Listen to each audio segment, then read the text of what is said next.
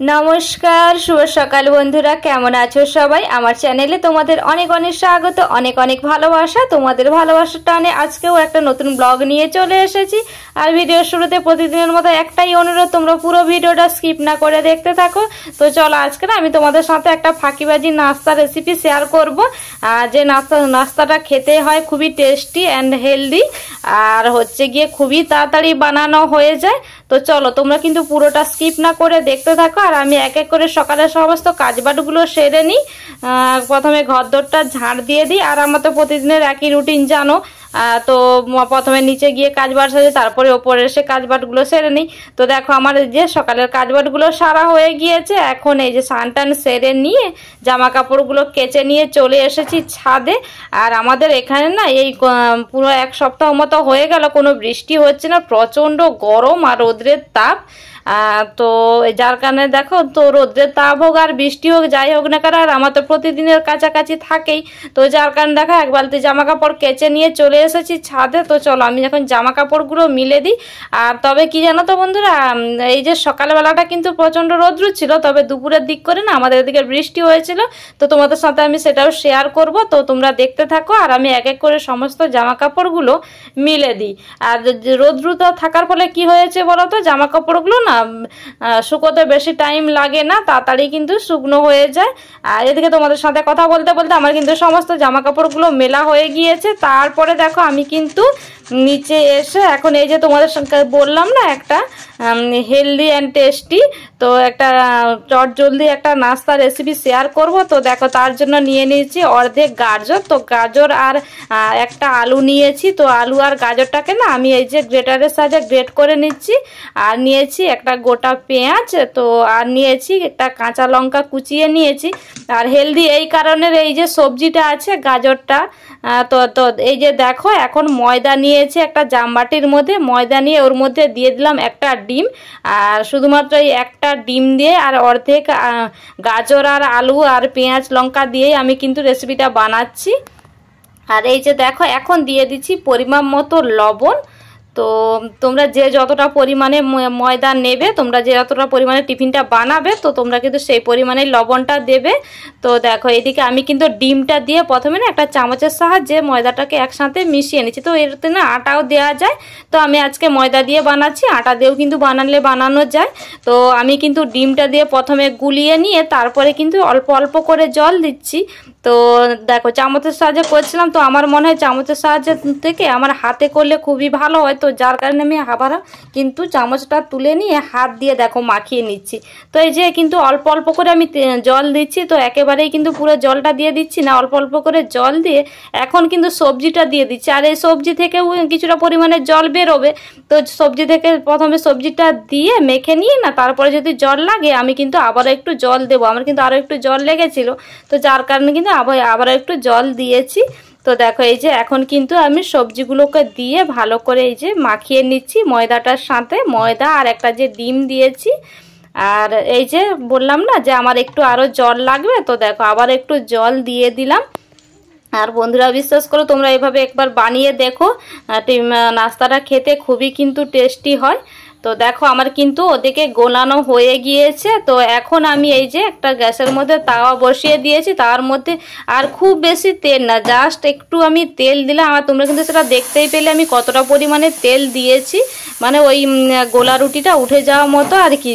আমি অল্প পরিমাণে একটু তেল দিয়েছি, দিয়ে এখন এই যে গোলাটা দিয়ে দিলাম, দিয়ে এখন তাওয়াটাকে এদিক ওদিক করে নিয়ে যতটা সরে যাবে সরিয়ে নিচ্ছি। এখন কিন্তু একটা চামচের সাহায্যে আমি কিন্তু আবারও একটু চারিদিকটা দেখো ছড়িয়ে নিচ্ছি।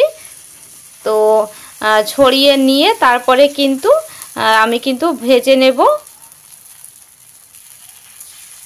তো এপিট ওপিট করে আমি কিন্তু সুন্দর করে ভেজে নেব। তো দেখো এক পিঠ আমার হয়ে গিয়েছে, এখন আমি কিন্তু অন্য পিঠটা উল্টে দিচ্ছি। অন্য পিঠটা উল্টে নিয়ে আমি কি করব বলো তো, এখন না আমি একটা ঢাকা চাপা দিয়ে দেবো। ঢাকা চাপা এই কারণেই দিচ্ছি যেহেতু গাজর আর আলুটা দিয়েছি, তো গাজর আলুটা না ভালোভাবে সেদ্ধ হয়ে যাবে, যার কারণে কিন্তু আমি একটু ঢাকা চাপা দিয়ে দিলাম।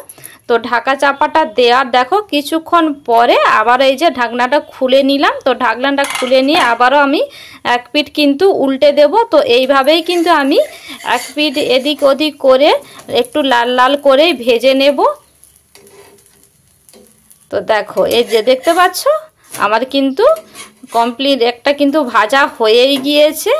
তো ওইটা তুলে নিচ্ছি। দেখো ওটা তুলে নিয়ে আবারও কিন্তু ওই যে 1 চিমটি মতো দেখতেই পাচ্ছ তোমরা, দেখলে ওই দেখো কতটা আমি তেল দিয়েছি দেখতে পাচ্ছ, একেবারে 1 চিমটি মতো তেল দিলাম। তো তেলটা দিয়ে আর এই যে পুরো তাওয়াটা ছড়িয়ে নিলাম তেলটাকে, দিয়ে এখনও আবার এই যে গোলাটা দিয়ে দিলাম। তো একই সেমভাবেই কিন্তু আমি সব কোটাই কিন্তু গোলা আমি ভেজে নেব। এই যে দেখতে পাচ্ছ তাওয়াটাকে এই যে করে দিচ্ছি, গোলাটা ছড়িয়ে নিচ্ছি পুরোটা। তারপরে কিন্তু একটা চামচের সাহায্যে আবারও কিন্তু একটু ছড়িয়ে নেব। তো এই যে দেখো, তো সেই একই সেম প্রসেসেই কিন্তু আমি একটু ঢাকা দিয়ে কিন্তু ভেজে নেব।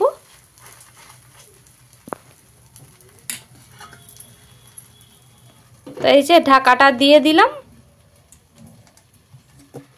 তো দেখো এই একই রকম ভাবে কিন্তু আমি সব কোটাই গোলা রুটি ভেজে নিয়েছি। তো এই যে চলো এবার কিন্তু মেয়েকে টিফিনটা দেব, মেয়েকেও দেব নিজেও খাবো। তো চলো ওইদিকে কিন্তু টিফিন খেয়ে নিয়ে না, এদিকে দেখো মাছ এসেছিল আমাদের পাড়াতে যে আছে, নিয়ে আসে কাকিমাটা মাছ নিয়ে।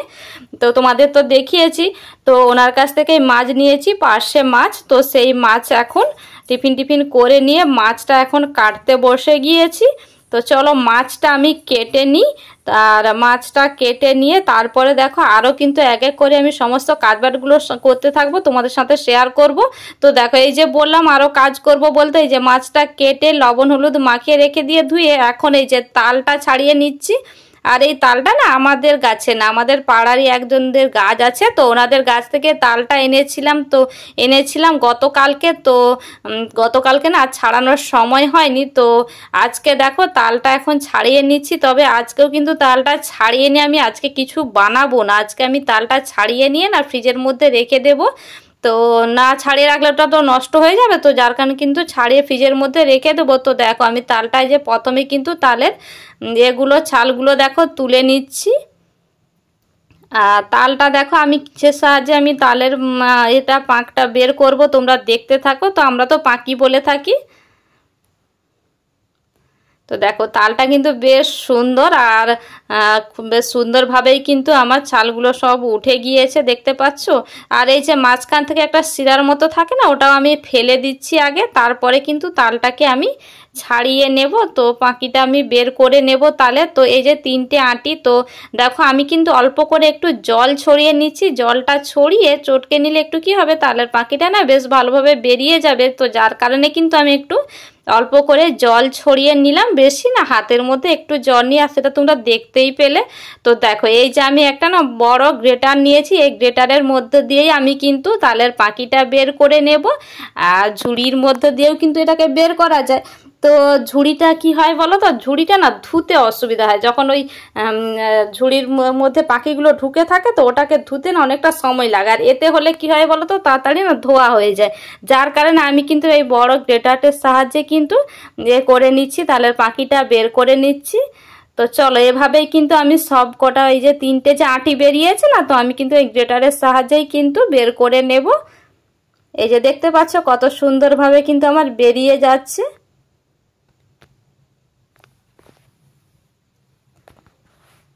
তো দেখো আমার কিন্তু সব কটা পাখি কিন্তু আমার বের করানো হয়ে গিয়েছে, দেখতেই পাচ্ছ কতটা সুন্দর হয়ে পাখিটা আমার বেরিয়ে গেছে তালের। আর ওই যে বললাম আজকে কিন্তু আমি কিছুই বানাবো না, তো এটা কিন্তু আমি ফ্রিজের মধ্যে রেখে দেব। তো চারিদিকটা যে কাঁচের চারিদিকটায় যে পাখিটা লেগেছিল, তো দেখো এক জায়গায় করে নিচ্ছি একটু হাতের সাহায্যে। তো এক জায়গায় করে নিয়ে আমি ওটা না ফ্রিজের মধ্যে রেখে দেব। আর ওই যে তোমরা দেখতে পেলে যে আঁটিগুলো না, তো ওই আঁটিগুলো রেখে দিয়েছি, ওইগুলো না জলের মধ্যে চটকে দিলে ওখান থেকে আরও বেরিয়ে যাবে, তো ওটা না গরুকে দেয়া হবে। তো আমি কিন্তু ওটাই করেছি, যার কারণে ওটা রেখে দিয়েছি জলের মধ্যে চটকে গরুকে দেওয়ার জন্য জলটা বের করে নিয়েছি। আর আঁটিগুলো রেখে দিয়েছি, ওখান থেকে আবার পরবর্তীকালে কিন্তু গজর হবে, গজর খাওয়া যাবে। তো যার কারণে কিন্তু আমি তাই করেছি। তো তারপরে দেখো ওগুলো কাজবাজগুলো করে নিয়ে এখন কিন্তু আমি রান্নাটা বসিয়ে দিয়েছি। তো আজকার কোনো রেসিপি, এখন আর রান্নার কোনো রেসিপি শেয়ার করলাম না, ওই যে টিফিনের রেসিপিটা তোমাদের সাথে শেয়ার করলাম। তো একদিকে একটা রান্না বসিয়ে দিয়েছি, আর একদিকে যে সবজি কাটা আছে। তো চলো কড়াইতে কি হচ্ছে তোমাদের দেখাই, চলো। তো কড়াইতে ওই যে পার্শে মাছটা কিনেছিলাম, তো ওই পার্শে মাছটাই কিন্তু কড়াইতে রান্না হচ্ছে। আর এই পার্শে মাছের রেসিপি আমি তোমাদের সাথে এর আগে শেয়ার করেছি। তো দেখো এদিকে আমার রান্নাটা হয়ে গিয়েছে। আর আজকে না বেশি কিছু রান্না করি না, আজকে শুধুমাত্র ওই যে কুমড়োর ঘন্ট করেছি গাজর আলু সজনে ডাঁটা দিয়ে, আর ওই যে পার্শে মাছটাই করেছি। তো পার্শে মাছের মধ্যে না একটু রসা রসা রেখে দিয়েছি, ওটা দিয়েই কিন্তু ভাত মাখিয়ে খাওয়া হয়ে যাবে। তো আজকে বেশি কিছু আর করলাম না। তো তারপরে দেখো আমি কি করছি, কড়াইতে না একটু জল ফোটাতে দিয়েছি, তার উপরে দিয়ে দিচ্ছি সার্ফ। কেন বলো তো, ওই যে রান্না করি যে কড়াই ধরি যে নাতাগুলো না, তো ওগুলো তো 2-1 দিন হয়ে যাওয়ার পরে কি হয় বলো তো, ওই যে তেল চিটানি একটা হয়ে যায়, তো তেল মশলা লেগে গিয়ে তো ওগুলো একটু নোংরা ভাব হয়ে গিয়েছে। যার কারণে কিন্তু আমি একটু জল ফুটিয়ে নিয়ে সার্ফ দিয়ে ওগুলোকে একটু ফুটিয়ে নেব।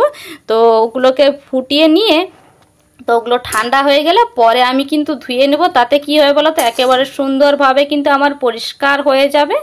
তো যার কারণেই কিন্তু আমি দেখো জলের মধ্যে দিয়ে না পুরোটা একেবারে মিশিয়ে নিচ্ছি, জলের মধ্যে ডুবিয়ে দিচ্ছি পুরোটাকে। আর সুন্দরভাবে কিন্তু এভাবে করলে না সুন্দরভাবে বেশ ছেড়েই যায়। তো যার কারণেই কিন্তু আমি এইভাবেই কিন্তু নাতাগুলোকে পরিষ্কার করে থাকি। তো 2-1 দিন ছাড়া 2-1 দিন বলতে ওই 3-4 দিন মতো যায়, তারপরে কিন্তু আমি এইভাবে করে নিই। তো দেখো হয়ে গিয়ে গ্যাসটা এখন বন্ধ করে দিই, পরে ওগুলোকে ঠান্ডা হলে ধোবো। তো তারপরে দেখো ওইসব কিন্তু আমার হয়ে গিয়েছে। আর আমি কিন্তু এখন চলে এসে, এই যে তোমাদের বললাম না যে দুপুরের দিক করে বৃষ্টি হয়েছিল, তো দেখো মেঘটা কেমন অন্ধকার হয়ে গেছে দেখতে পাচ্ছ, চারিদিকটা কিন্তু একেবারে অন্ধকার হয়ে গিয়েছে। আর জামা কাপড়গুলো যে মিলে দিয়ে গিয়েছিলাম ওগুলো তো তুলতে হবে, তা না হলে তো ভিজে যাবে। তো যার কারণে কিন্তু আমি জামা কাপড়গুলো ছাদে চলে এসেছি তুলতে। আর তোমাদের এই যে দেখাচ্ছিলাম যে মেঘটা দেখো কিভাবে অন্ধকার হয়ে গিয়েছে একেবারে। তো চলো জামা কাপড়গুলো তুলে নিই, তা না হলে বৃষ্টিটা কিন্তু এসেই যাবে। আর আমি জানো তো জামা কাপড়গুলো নামিয়ে নিয়ে ছাদ থেকে নেমে গেছে, আর বৃষ্টিটাও খুব জোরে জোরে বৃষ্টিটাও এসেছে।